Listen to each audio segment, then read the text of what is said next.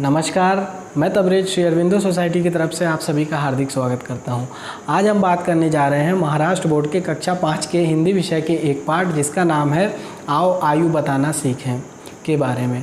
आज हम इस पाठ को बताते हुए प्रयोग करने जा रहे हैं इनोवेटिव पाठशाला लेसन प्लान के अंतर्गत प्रयुक्त नवाचार गृह कार्य का। तो आइए इस पाठ का सार को समझते हैं। प्रस्तुत पाठ आयु बताना सीखें आयु बताने के खेल की जानकारी पर आधारित है। तो आइए इसकी नवीनतर उपयोगिता समझते हैं। कंसेप्ट से संबंधित निर्देशों के आधार पर आसपास की वस्तुओं का अध्ययन करते हुए गृह कार्य करवाया जाता है और पढ़ाए गए कंसेप्ट को वास्तविक परिवेश से जोड़कर बच्चों के अंदर बेहतर समझ को विकसित किया जाता है। तो ये थी नवीनता और उपयोगिता। आइए इसके क्रियान्वयन को समझते हैं। इस नवाचार के माध्यम से जिस कंसेप्ट का पुनः अध्ययन किया जाता है वह है हिंदी की गिनती की जानकारी एवं हिंदी की संख्याएं। तो आइए इसके क्रियान्वयन को समझते हैं। शिक्षक को सबसे पहले कुछ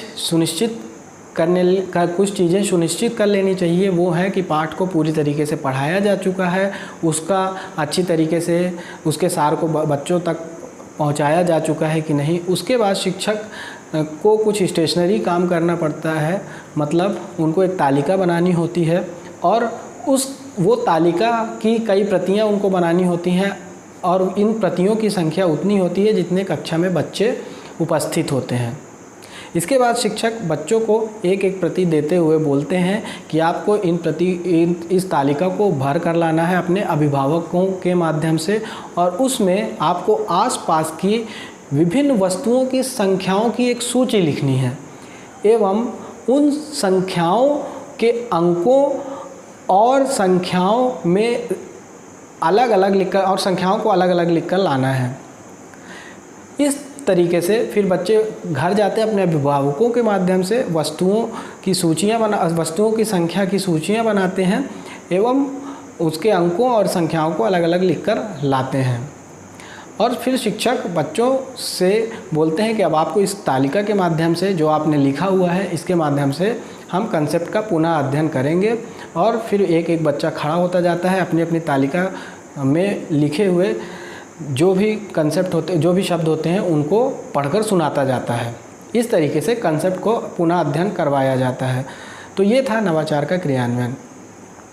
तो आइए जानते हैं कि इस नवाचार के माध्यम से कौन कौन से सीखने के प्रतिफल प्राप्त होते हैं।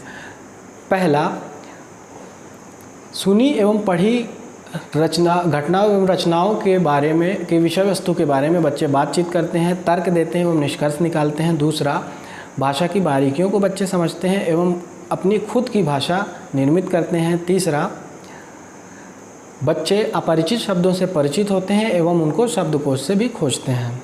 तो ये थे सीखने के प्रतिफल। आइए जानते हैं कि शिक्षकों को कुछ विशेष चीज़ें ध्यान में रखनी चाहिए इस नवाचार के क्रियान्वयन के दौरान। वो क्या है? वो है, पहला, गृह कार्य प्रयोगात्मक एवं अनुभवात्मक होना चाहिए। दूसरा, इस नवाचार की अवधि 20 मिनट निर्धारित की गई है, शिक्षक इसे अपने अनुसार बढ़ाया घटा सकते हैं। तीसरा, नवाचार क्रियान्वयन की अवधि का निर्धारण 30:1 के अनुपात में होना चाहिए, मतलब 30 विद्यार्थी हैं तो उनके बीच में एक शिक्षक होना अनिवार्य है।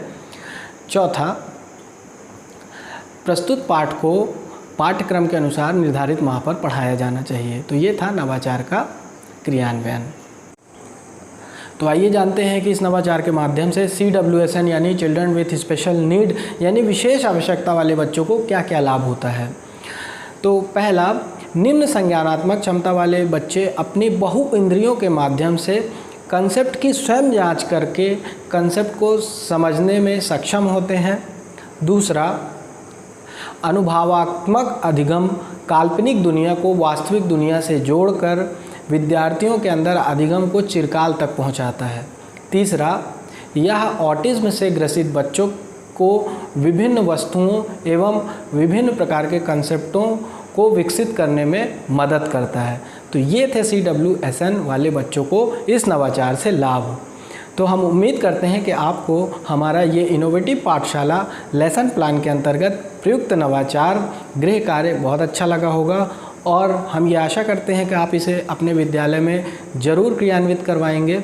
और यदि ऐसे और भी रोचक वीडियोज़ आपको देखने हैं तो आप हमारे ZIIEI यूट्यूब चैनल को सब्सक्राइब कीजिए और यदि ये वीडियो आप हमारे फेसबुक चैनल के माध्यम से देख रहे हैं तो हमारे ZIIEI फेसबुक चैनल को लाइक कीजिए। आपका वीडियो देखने के लिए बहुत बहुत धन्यवाद।